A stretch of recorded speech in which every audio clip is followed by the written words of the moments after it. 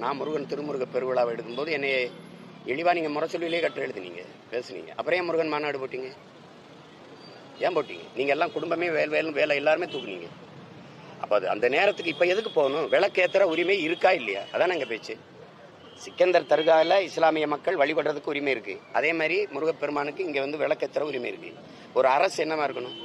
உங்களுக்கு தெரியும், தமிழன் அறம் சார்ந்தவன், தமிழ் பேரன்பின் தாய், எல்லாருக்கும் சமான்பை தருவான். அப்படிங்கும்போது அவரவர் வழிபாடு அவரவருக்கு. ஒரு கோட்பாட்டை என்ன இருக்கணும்? உன்மதம் சிறந்தது, வழிபாடு. என் மதமும் சிறந்தது, வழிபாடு. அதானே கோட்பாடா இருக்கணும்.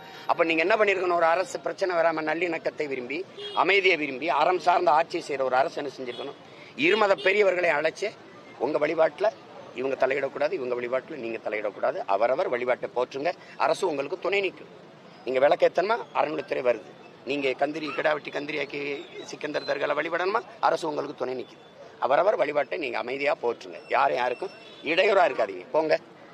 இது மண்ணின் மாண்பு, அதை கடைப்பிடிங்க. இவ்வளவுதானே.